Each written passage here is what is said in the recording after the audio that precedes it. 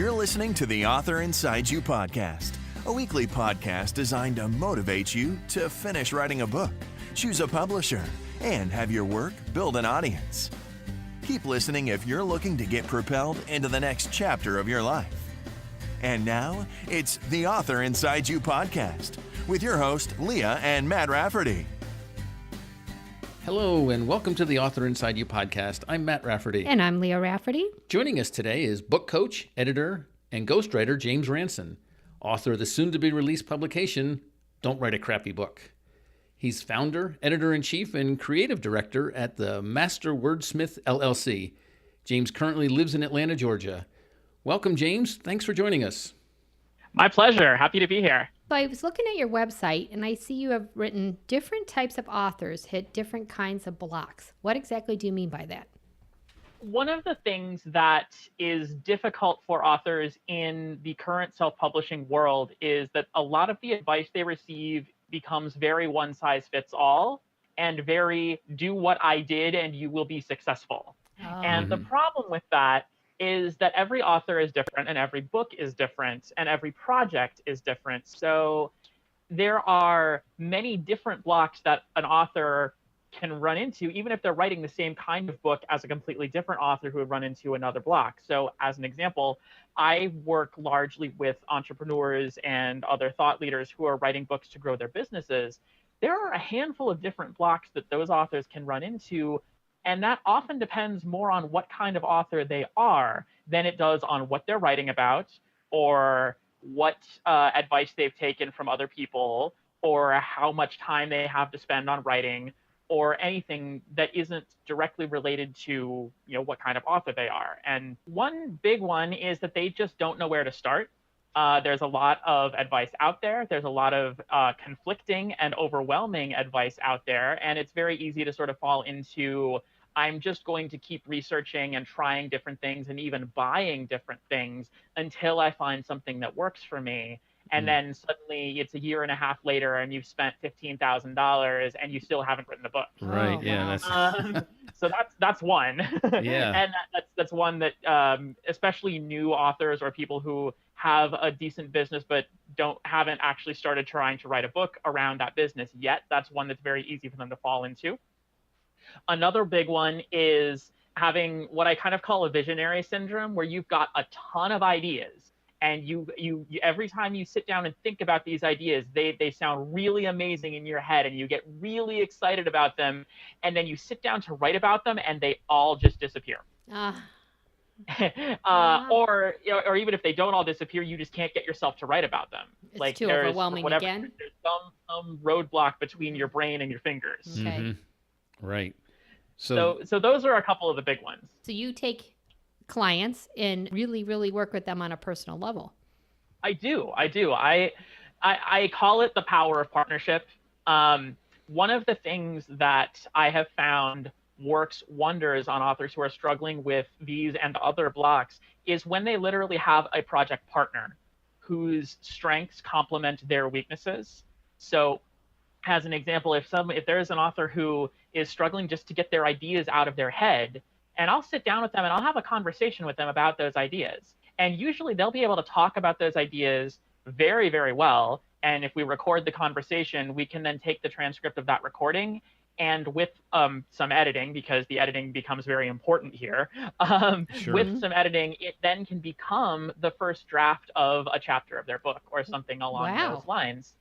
And that allows them to bypass this block in a way that they couldn't easily do by themselves. Mm-hmm. Sure, I can see that, because you need to bounce ideas off someone, but you know the right questions to ask, and you have the right listening ears, we'll say, to pick up what they're trying to vocalize.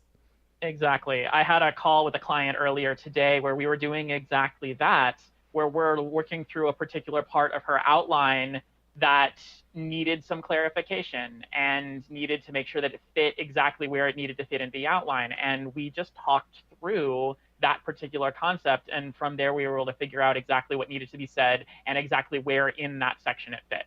Wow, Very it sounds cool. like a wonderful service. I love it. And it's funny, if you talk to a lot of editors, you'll notice a lot of them don't like getting on the phone with their clients. And that's fine because, a lot of editors tend to be more introverted, or at least some of them do. I'm the opposite. I love getting on the phone with clients. It's one of my favorite things to do. Right. So is recording the interviews a common thing? I mean, do you do it with all your interviews, or conversations when you go back and talk to them about chapter 2 or other ideas? Because it seems like a great idea, because I'm sure they're telling you things along the way that they think are important for the book. Yes, absolutely. It works. It fits best into the project when it is a ghostwriting project, when I'm the one doing most of the actual writing. If it is a book coaching project or an editing project, the recording usually isn't as important because what we're doing is a little bit more immediate. But either way, you're absolutely right. It does allow for some reference back to what we've been doing, the day before, the week before, the month before. And it is a common practice in ghostwriting. Yeah, so I did not come up with it. I can't take credit for it. But neither can anyone else who's using it right now. I know, Book in a Box and a couple other companies who are doing a lot of ghostwriting work now. They talk about it. Sometimes it sounds a little bit like they're taking credit for it. They're not taking credit for it. It's not new. Okay. So tell us about ghostwriting. How much of a book do you write? Most of it. Oh, really? If it is officially a ghostwriting project, it's a little bit like an editing project in reverse. Whereas with an editing project, the author will write the first draft, and then I will sort of go through it and make sure that all of the issues get fixed and everything is clarified to where it needs to be. The flow works, the structure works, the content is strong, the language is strong. All of these things to make it a much better and stronger and clearer book. Now, in a ghostwriting project, it's almost backwards. I will write the first draft, and I will do that usually by working with the author to build their outline and their writing strategy, or rather their audience strategy. And then, and once we have the outline there, I will either interview them through the outline, or I will write based on the outline, or I will do some combination of the two until I've written the first draft. And then the author gets to come in and say, oh, okay, this is the first draft. I like this. I like this. I really like this. I'm not so sure about this part here. This other part doesn't make sense. Let's talk about it. And then they get to respond. So we still have the same kind of really deep connected interchange that I love, but it's the opposite of the way the editing works. Right. It's very interesting that you could come up with a whole book, and then somebody would say, yeah, that's good. That's good. Those are good. I'll credit that. That's why we put in so much work up front, figuring out what the outline is going to be and figuring out who they're talking to and what they need to say to those people, so that when I sit down to write, I essentially have just spent the last month getting inside their head. Okay. So I know what they want to say, and I have a pretty good idea of how they want to sound when they say it.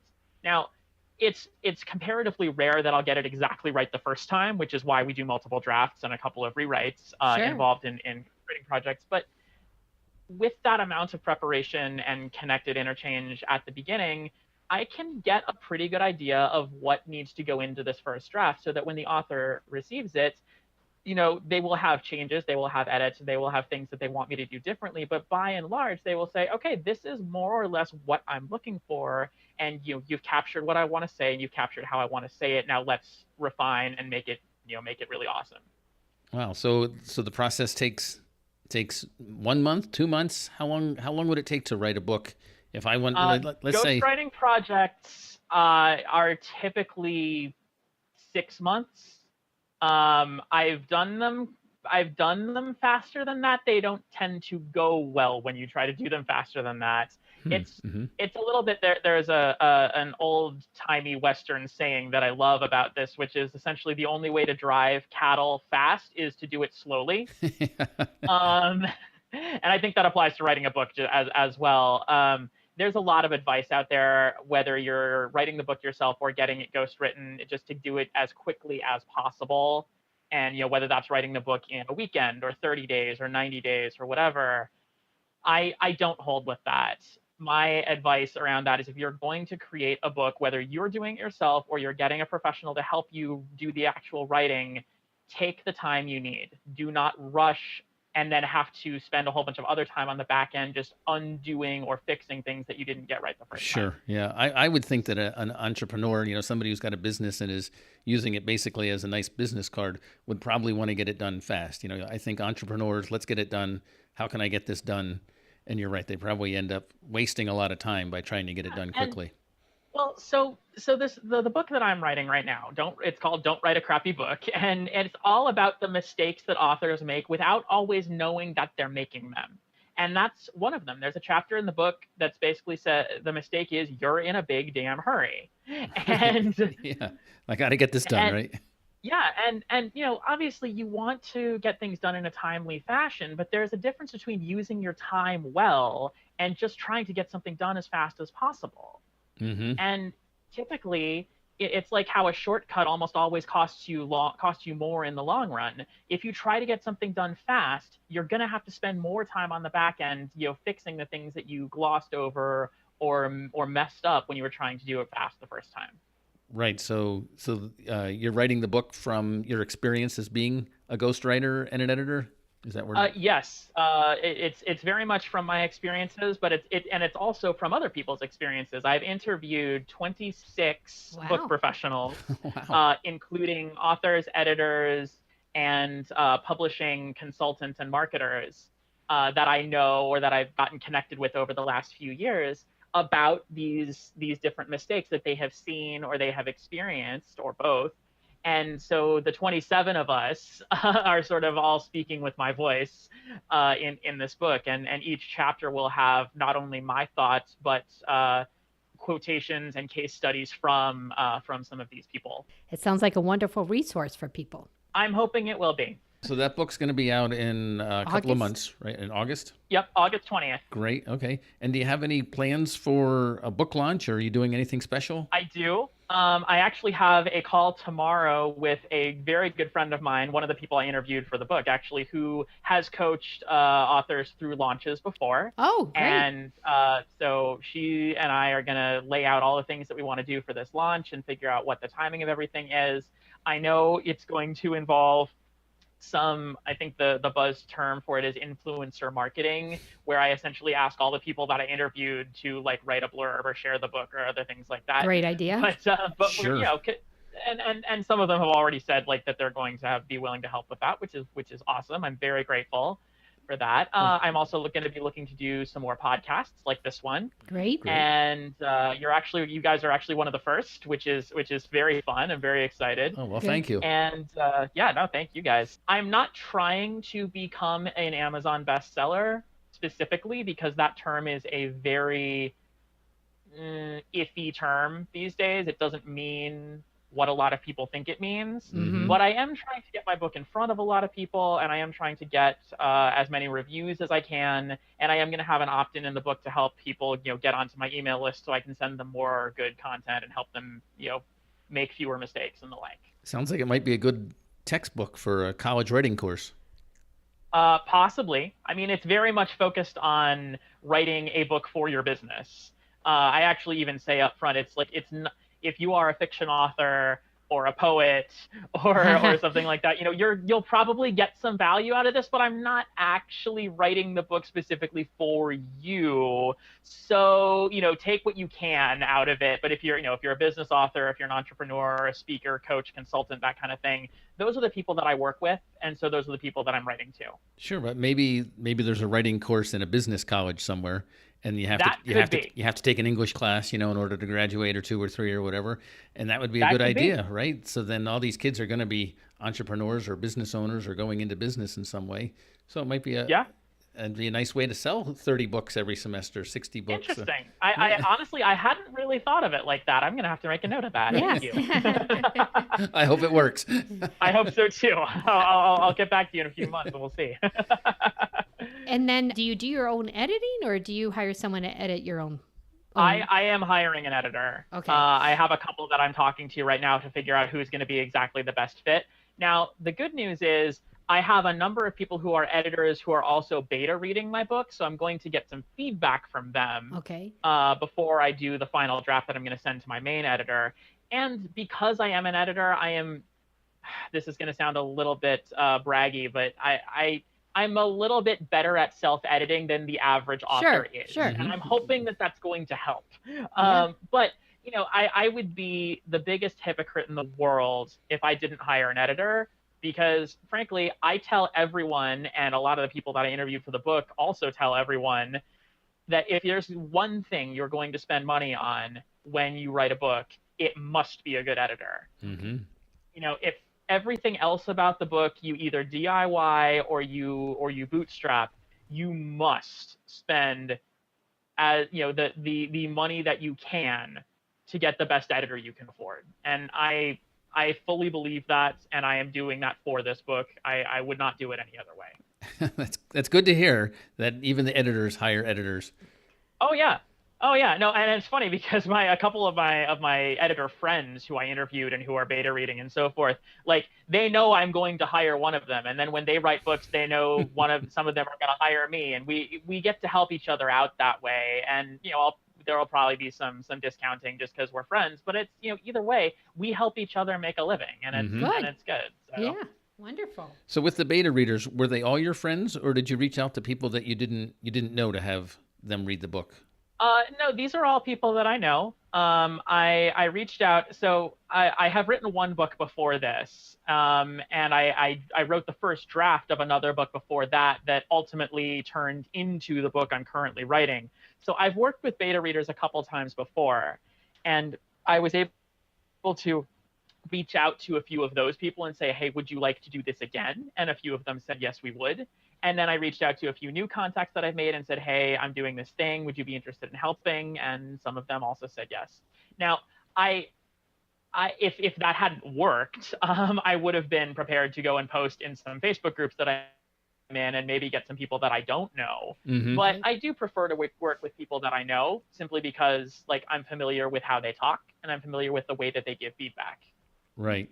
So we haven't touched on beta readers in a while on our podcast, but basically it's when you're finished with a copy of the book, right? You hand it out and you give it to friends or somebody who you might find on social media, and then their idea is that they give you back honest feedback, and then you can make changes based on that, right? Correct. That's the idea. Correct. And it helps to find beta readers who are at least somewhat in the audience that you're writing to. So many of the people that I asked are entrepreneurs, and in some form. Not all of them, but most of them are. And similarly, if someone listening to this is a fantasy author, then they can go find other fantasy readers and say, hey, you are in my audience, would you give me feedback on my book? And that way, feedback from your target audience is going to be one of the most valuable things you can get during a book creation process. I would say it is the second most valuable thing you can get after really good editing. Well, if that's your audience, you want to make sure they like it, right? Makes perfect sense. What about marketing your books? I have a chapter in Don't Write a Crappy Book where the mistake is that you hate marketing. And I begin that chapter by saying there are two things that I know about book marketing. One is that it is an important and vital part of creating a high quality, non-crappy book. And the second thing is that I wish it weren't. Yeah, it seems like no one likes the marketing aspect. No. Well, and it's funny because most of the people who do like the marketing don't give the writing and editing enough credit. And so I'm kind of on the other side of that, where I'm like, no, the writing and editing is really important, but I've had to learn that the marketing is also important, and you need to have both. I mean, if anybody tells you can get by with just one, don't listen to them. They're probably selling you something. Exactly. And then whatever they're selling probably isn't what you want to buy. And that's all I'm going to say about that. But if the marketing it is important for a couple of reasons. One, because without good market research, which is sort of the beginning of marketing, you're not going to know who you're talking to. You're not going to know what those people's problems actually are. And you're not going to know how to speak to those people about those problems in a way that they will relate to. And so the marketing for the book starts as you're preparing to write it, by starting to understand who your audience is and what you want to say to them that is going to give them a lot of value and that is going to make them want to listen to you. Now, that is the kind of marketing that I can get behind, first of all, but it's also a kind of marketing that doesn't necessarily matter, what platform you use to do that, whether that's, you just do a bunch of research on Amazon, which can certainly be valuable, or you poll people that or you listen to what people in different groups are talking about, or you ask other, colleagues in your industry or colleagues in your audience. There are a lot of different ways that you can do that. It doesn't mean that you have to know everything there is to know about Amazon, everything there is to know about SEO, everything there is to know about getting on podcasts, everything there is to know about LinkedIn, or all these other, those are all platforms. And platforms are fine. That's what you can help you do what you're going to do is by having a platform. Okay. The platform is what you use to do the marketing. It's not the marketing itself. Okay. Interesting. So as a book coach, then, do you help with marketing? Not usually. No. Okay. I help with some of the front end stuff that I was talking about. Like before you start writing, let's figure out who your audience is. Exactly. Okay. I always talk with my authors about who their audience is. Okay. I always talk with my authors about what the problem is that audience has and how they as the author can solve that problem and why they as the author have the right to solve that problem and things like that so that they get a really good start. Okay, good. Once they do all of the writing and editing and everything else, and they're ready to put their book out on Amazon, I typically hand it off to someone else who is a book launch and book marketing specialist. Okay. Because that's not in my wheelhouse. Okay. Interesting. Great. Well, it's just nice that before they start writing the book, you are there though to tell them to start thinking about it beforehand. Exactly. That's very nice. Okay. Exactly. And that's something else that comes up in many of the chapters in Don't Write a Crappy Book. It's simply what you do before you even start writing. Great. Mm-hmm. So James, what are your plans for the book cover? It's another marketing thing, essentially. It's a way to engage with my audience while I'm writing the book. So I have my cover designer is putting together a few very similar but not completely identical versions of the cover. So they all have the same concept, but they differ in a couple of ways. So this cover, I'll describe it. It has a book flying into a wastebasket. So one version of the cover has a clear wire wastebasket, and the other one has an actual trash can. Oh, okay. And so I'm going to ask my audience on Facebook, I'm going to ask them which one they like more and which one would make them want to buy the book more. And whichever one gets the more votes, that's the one I'm going to use. That's exciting, I think. What a great marketing And I'll probably ploy. do something similar with color scheme as well. Oh, great idea. So how is the best way for our listeners to get in contact with you? So my website is jamesranson.com, and I'm assuming that will be in the show notes. It is. So you can go and look at that. Okay, perfect. And that's my main website. You can look at all of my services there, my client testimonials. You can book a consult with me if you would like. I have an author quiz there that's to help you find out what kind of author you are and help you sort of break through your book block. And then the other thing is it's jamesranson.com/crappy-book is my pre-launch list. Oh, okay. For Don't Write a Crappy Book. And there are a couple cool things that go along with signing up for that. I mean, okay, GDPR compliant. Yes, you are signing up for my email list, but it is, the first thing that I do when you do that is I'm going to send you a document called the 27 most epic things people said in interviews for this book, which is literally the best quote from everybody I interviewed. Oh, okay. You get to hear from all those people before the book even comes out, which is fantastic.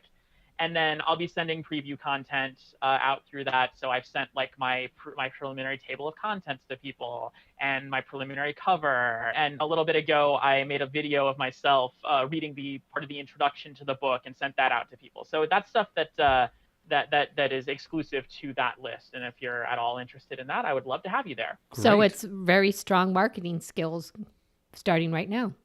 That is the plan. Yeah. That is the plan. Well, I'll sign up. I'm learning as I go. So I'll sign up later today because the sheet that you're offering sounds interesting to me. Thank you. So what's the best way for our listeners to to like sign up for the book that's about to come out and purchase your previous books? Okay, so my previous book, it's called Buy Once, Cry Once, How Shortcuts Cost You in the Long Run. That is on Amazon, and you can go and buy it there. I wrote it when I was moving more in a professional speaking direction, so it's not quite what my business is doing right now, but it's still a fun book, and I enjoyed writing it and has some good value in it. If you read that and you read Don't Write a Crappy Book, you will see they share very similar values, even though their content's a little bit different. So that's on Amazon. Mm-hmm. And then Don't Write a Crappy Book is also going to be on Amazon when it comes out. And if you sign up for the list that we were just talking about, you will be the first to know, when it's live and when it's ready to go and all that good stuff. And I'll probably send you some more preview stuff so you get to see at least part of it ahead of time. Well, James, it's been great talking to you today. Thank you very much for being our guest today. Oh, you're so welcome. This has been great fun. I really appreciate the chance to be on here. If you are a budding author, go to our Facebook page. We put articles up there quite frequently, and maybe one of those articles will be just the one to push you into writing your book. And if you get a chance, go to theauthorinside.you.com and you can hear all our back episodes. Until next time, Write on. Thank you for listening to the Author Inside You podcast with your host, Leah and Matt Rafferty.